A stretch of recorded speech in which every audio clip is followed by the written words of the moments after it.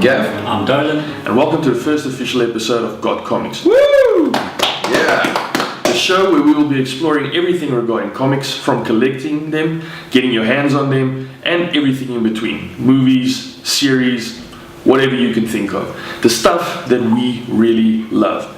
Now you may be asking yourself, why do we start a show about comics? And the answer is, why the hell not? It's the stuff we love, guys, and it's the stuff we hope you love as well.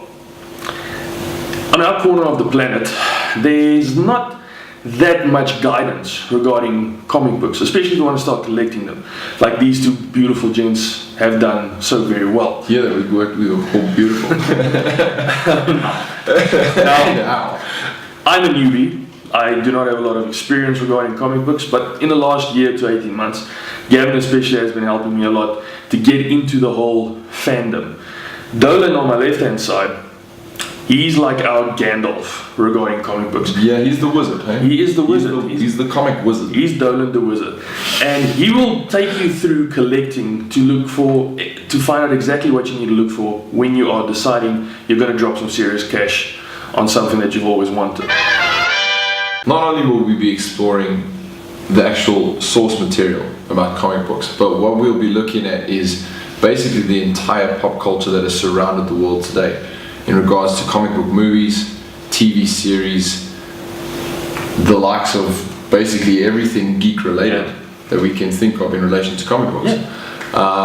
And this year we've got a huge amount of cool things coming up, so we're going to delve into that a little later. So basically we're going to be your guiding light into collecting. What to look out when you want to start your collection. What happens if you stumble across a flea market and they've got a box of comics. What to look out for. So we will be your support on this journey of collecting. You make it sound like we're going to take phone calls at some point. We might be taking phone calls. We can always start a little Skype thing going. Hello, this is Got Comics. Yeah, hello. How can we help you? This is Got Comics. We are charging you 50 Rand a minute. Free SMS. Yeah, this shit ain't cheap, people. Okay, just to give you a little bit of background about each of us, like I said, I only started getting really into the comic book thing about a year ago. Loved Deadpool, and that kind of pushed me into getting into comics. Since I was a little kid, loved cartoons. I mean, Looney Tunes. Yeah, I think everyone. But I mean that general animation. But I always looked at it like that is what comics are, and I know now that is not what it is at all. I remember when we were about 12, 13 years old, a friend of mine came back from the States, and he had a box full of Lobo comics. And I didn't understand what it was, but it was freaking awesome. It was mind-meltingly awesome. And that's the thing that we want to help people with. Because somewhere out there's guys who want to get into comics like we do, but they don't know where to start. And that's the whole thing. So yeah, for the last year I've been getting very, very emotionally attached to Deadpool. Wade Wilson is my homeboy. I think that's an understatement. That is an understatement, but it's like I said, when we started this whole thing, Gav, you told me pick a character, get stuck into him, and then from there on you're gonna learn a lot more about the other characters. I mean, absolutely, man. Deadpool fights with Wolverine, Deadpool fights with Captain America, Deadpool fights with Cable, Deadpool fights with everybody. So that's a brilliant thing about getting stuck into a character. And he killed the Marvel Universe at one stage. Eventually he does. So I haven't gotten to that yet, so just say spoilers next time. Spoiler alert. That's how I got into it. How did you get into it? Man, my whole thing started at about the age of 4, 5 maybe. We used to go to a video store called the Elfin Park Video Store, and Mom and Dad would say you were allowed to take out one movie each, my brother and myself. And it wasn't long before I found this almost cream white cover with a spandexed red and white suited man. It's called Spider-Man, starring Nicholas Hammond. Man, it was awesome back then. But I watched it the other day and it's so bad. Compared to what? It's so bad. It's so bad. The guy's like shooting webs out of his hands. There's no real like. Is it just throwing a fishing web? It's like a pool net at some stage. That basically just covers the bad guy. But you know, for me, seeing this guy just stick to a building and climbing up it was fascinating. So I must have rented that movie until it just couldn't even be watched anymore. Is that the movie where he also goes down a drain pipe? Like, You know what? There's a possibility. I remember that. I don't know. There were a few. I don't recall that one happening in the movie, but I know that there was a few of them. It could have happened at some point. But basically, that then started the revolution, if you want to call it that. Next, you know, I was introduced. I think my parents just kind of took notice that I enjoyed costume heroes, so they went, okay, well, It's always good that your parents realize when you're 5 years old you like men in tight pants. Thanks, man. Thanks very much. And then they support you in that. That's always brilliant. Then next was the next thing I remember seeing was Christopher Reeve's Superman, Tim Burton's Batman. Yeah. The Batman animated series came out at some point. That was amazing. And then I remember my mom and dad bought me a comic book from CNA. And they always, man, it still breaks my heart today. I didn't know it better then, but you know, they still stick that little sticker on it, and it just like hurts me inside, you know, when they put a sticker on the cover. But anyway, so bought me a comic book, and I mean, I was little, so I didn't really care too much about what was inside in terms of text, but the pictures were cool. And I remember paging through it, and there was this advert for KTV that had this big tube TV, and it had cobwebs all over it, and it said the Spider-Man animated series coming soon. And I nearly just died. Like, that was just the coolest thing ever. So I still remember we looked in the TV magazine like almost every week, and then we saw, okay, it's coming on a Saturday morning. Man, I was up in front of the TV, teddy bear like next to me, turn it on, and then there comes the Spider-Man animated series. It was brilliant. I never actually got to read a comic book until I had like pocket money to go and buy my own one. But you know, when mom and dad went to the bank, or you know, just to do general things around, and I could just sit in CNA and just kind of pace through them. But yeah, that kind of was the big spark, you know. And what I also loved about the Spider-Man animated series for me was that it introduced me to so many characters within the Marvel universe. You know, the series guest starred appearances by Daredevil and Doctor Strange, and of course Captain America, which is like my absolute favorite character of all time. But yeah, that is how the spark turned into a flame, which turned into a wildfire, which is just now out of control.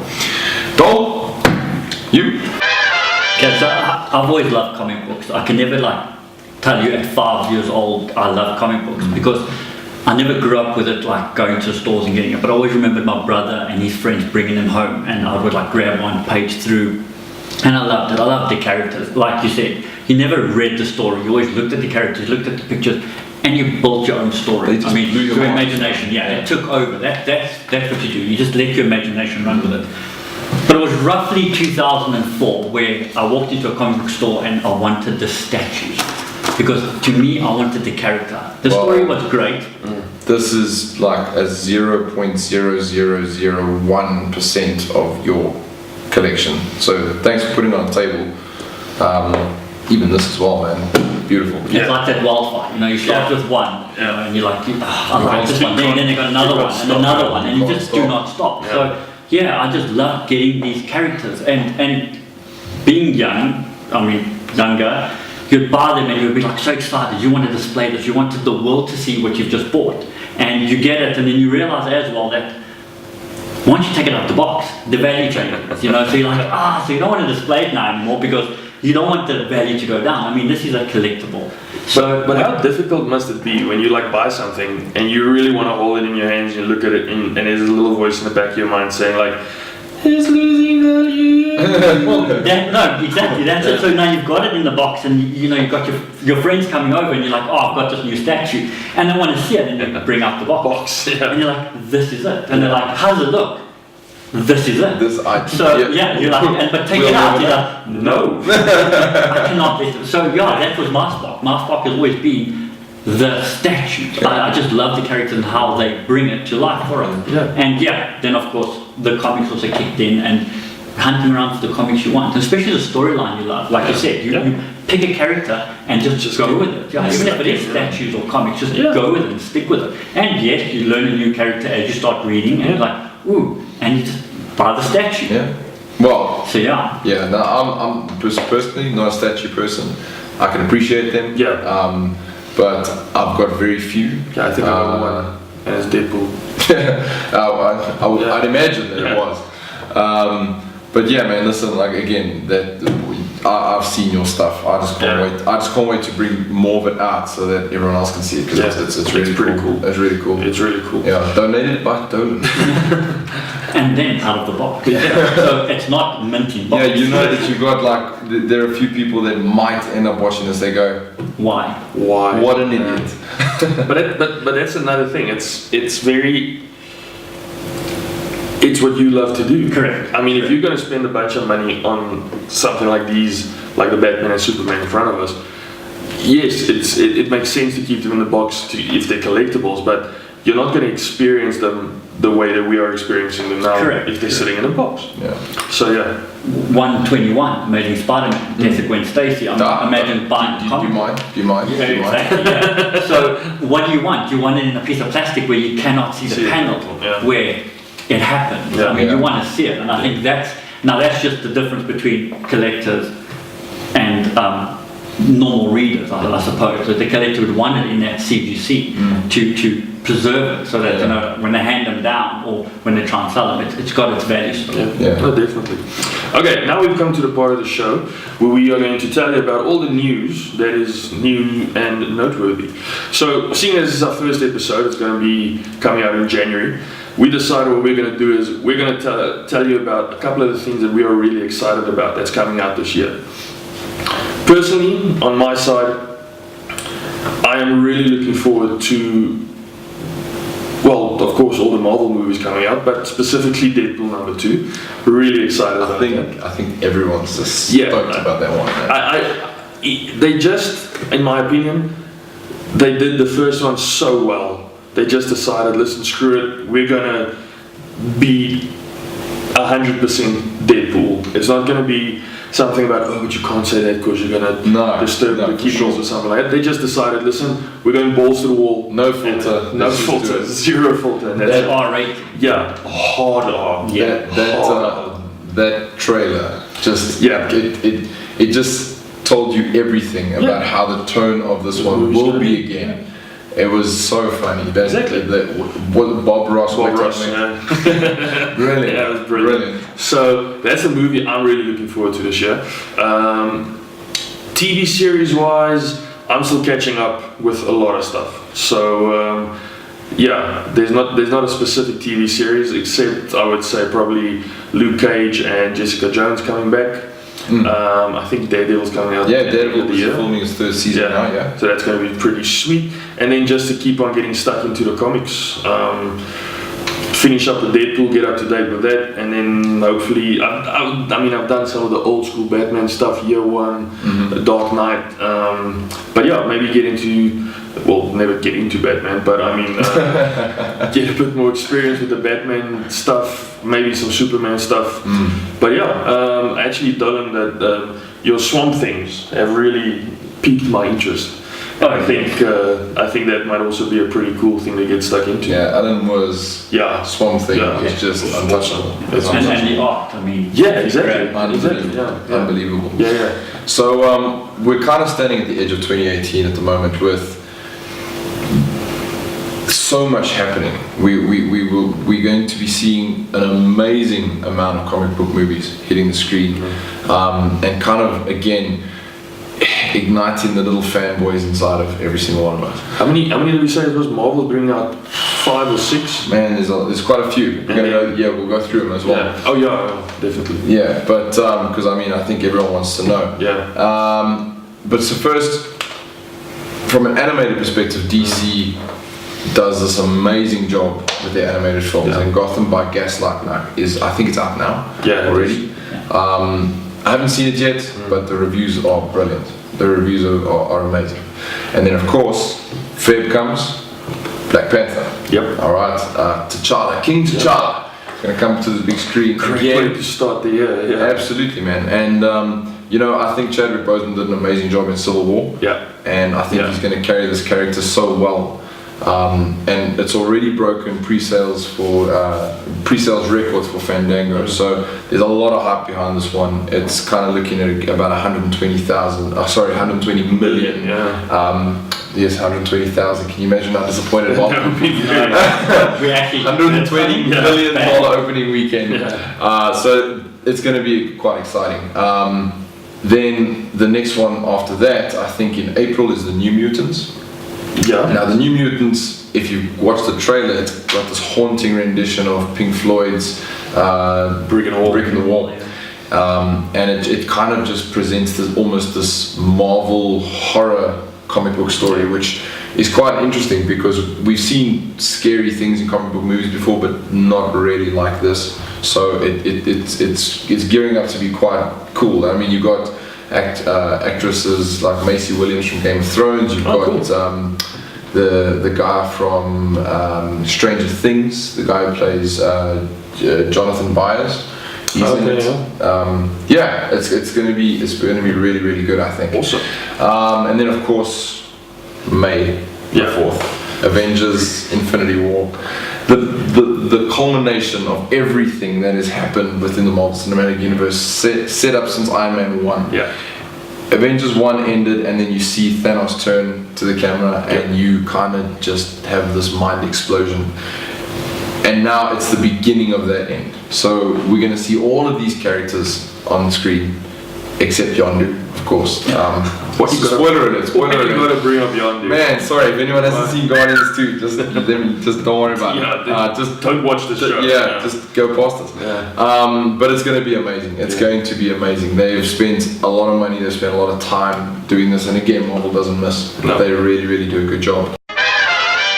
No, I agree. I mean, it's like being a spoiled child. I mean, year in and year out, they are just dropping movies for us. I mean, to live our childhood over again in the movie, in the cinematic universe of Marvel. I mean, coming, like you said, with a TV series. Or the DC universe, man. Well, just to see Batman and Superman on screen together with Wonder Woman was still amazing. Yeah, it was amazing. Agreed. So it's like you finally get to see your heroes come to life, and it's great. And then you've mentioned it. I mean, we're going to get to see Black Panther. And again, if you just tuned in, we talk about Black Panther. This is not a nature channel. David Attenborough does not associate with himself. This is Fantastic Four issue 52's first appearance of Black Panther. It's brilliant, and I'm looking forward to it. And I think that is, like you said, they're going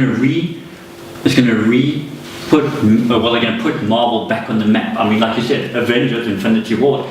It's not going to end it, but the characters we know, characters we love, is going to come to an end. Kind of the established characters since 2008, Iron Man, Captain America, Thor. And they're ending their contracts, so they're going to start that new. They will step aside. They will step aside and give the likes of Tom Holland and them the chance to say, guys, there's a mantle. Run with it. We're going to have to start putting money down on who's not going to make it. And I think there's going to be a lot of tears. Oh man, I'm not ready for a world where Chris Evans is not Captain America. Exactly. I'm not ready for that yet. Downey Jr. as Iron Man. I mean, you can't replace him, man. You can't touch him. It's not gonna. So it's gonna be 2008, and again, like I said, we're just looking at 2018 because we're in this year. But 19, 20. I mean, these folks have contracts for 5 movies. Cannot wait. So, I know we're speaking a lot about Marvel and DC. Something else that I'm also really super excited about is the Solo movie. Han Solo. Oh, what? Solo. Okay. Man, when you said the Solo movie, I kind of looked at you and said, who's alone? But you already heard the heartbreak. I mean, when you say Han Solo, they're like, oh, come on. And I know everybody's very disappointed about the fact that the directors have changed and all that stuff. But I mean, Ron Howard, I don't know. I think he's directed 1 or 2 movies in his time. So one or two. So I think it'll be fine. But what I'm really looking forward to about the Han Solo movie is the fact that we are going to see Han winning the Millennium Falcon, doing a Kessel Run, becoming friends with Lando, becoming friends with Chewie. You know, Yeah. all of that stuff. We're gonna see a brand spanking out the box new Millennium Falcon. And I'm just going to jump in with Yeah. my extremely biased opinion here. Emilia Clarke's in it, man. Exactly. I mean, It's Khaleesi the Queen of Dragon. is what I you want. exactly. A Millennium Falcon, Han Solo, and Khaleesi. Yeah. And is that now It's before Aquaman? Because I mean, let's just build the family there. You know? That's actually that's the weird part about us. The solo movie is that The Solo. it's coming out in 4 months and we have not seen a trailer. There's not been a single trailer. It's coming out soon. Yeah, but It's coming out soon. I mean, if you look at the way that they were promoting The Last Jedi, Oh, yeah. I mean, you could throw a stick and then you would hit a Last Jedi trailer That's very true. or a pork. So Paul. yeah, so but yeah, that, I just, we haven't discussed that yet. So and that's the thing you're saying, Dolan, is the fact that there was a wait between episode 3 or episode 6 of Star Wars Yeah. and episode 1 of like 40 years, 30 years, however long it was, but it was a long time. Yeah. Where we are now in such a brilliant position and we're such a lucky position to have not just a once-off comic book movie or a comic book show, where we are now literally bombarded with stuff that you really, really love seeing. Yeah. Even if you don't agree with the way that this guy is directing it, or I would have let Leia drive the spaceship through the Snoke spaceship at the end of Last Jedi. Spoilers. And even if you don't agree with it, Yeah. I mean, they'll never let me direct a Star Wars. But what I'm saying is just that. Not yet. Not yet. But Disney's gonna make one for every year for the next 80 years. So you never know. We can do it. Yeah, we can do it. But that's what I'm saying is we're in such a privileged position where even if you don't agree with something like Justice League, I mean, I don't think there's so many people who were sitting there when they were our age and younger, thinking like, yes, I would love to see Aquaman, Cyborg, Superman, Batman, Wonder Woman, Flash in the same movie, kicking ass, and it actually, I'm gonna go out on a limb and say, not that bad. No, agree. Yeah. Agree. Look, either which way, you enjoyed that movie or didn't Yeah. enjoy it, and this is to any comic book movie.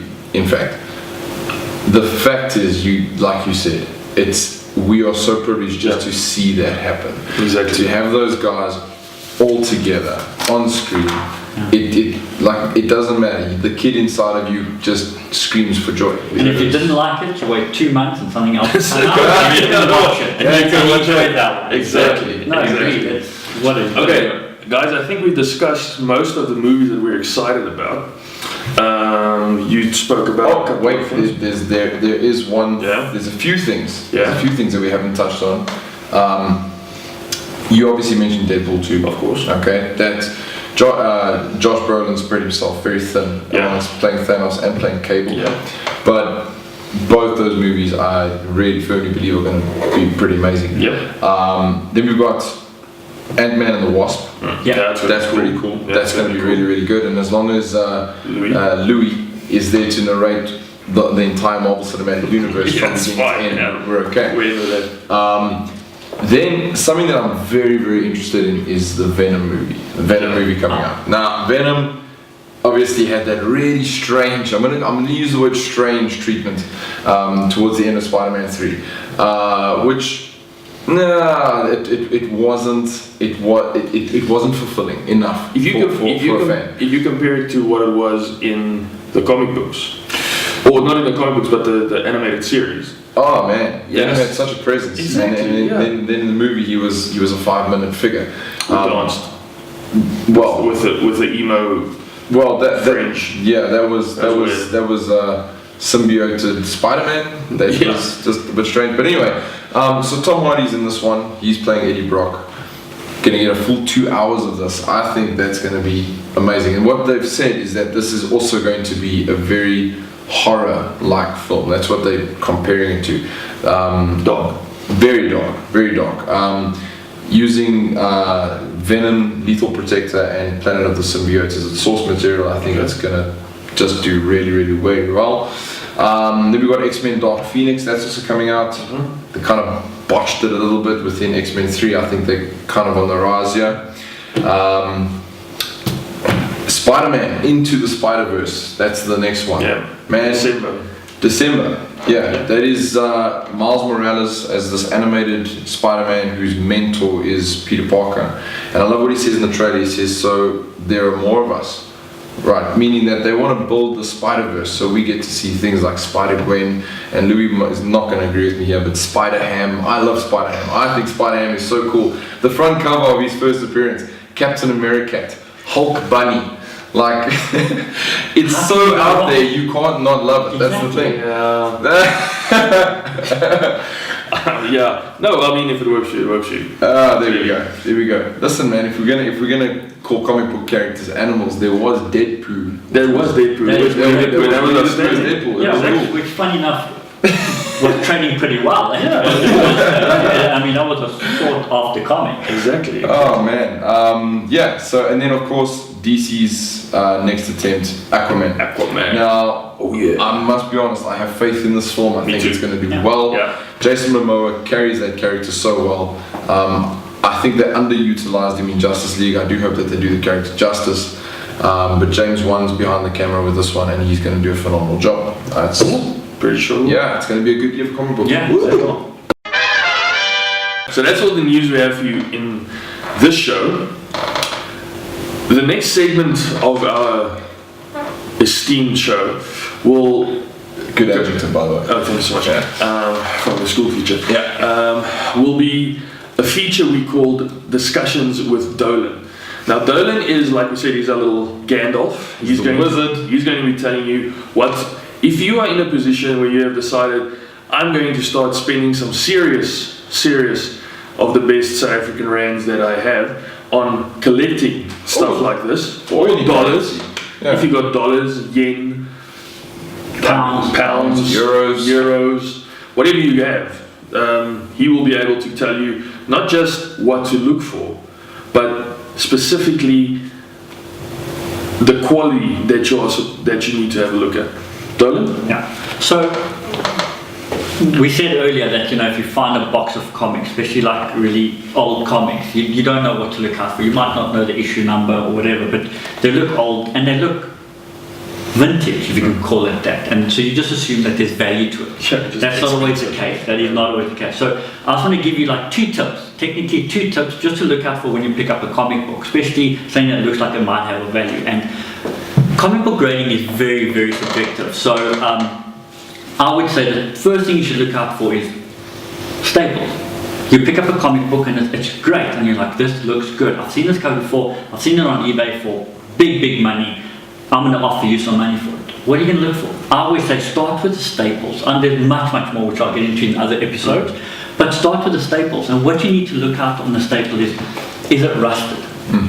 Because if it's a rusted staple, or if it's just there. Well, yeah, if it's there, that's a plus.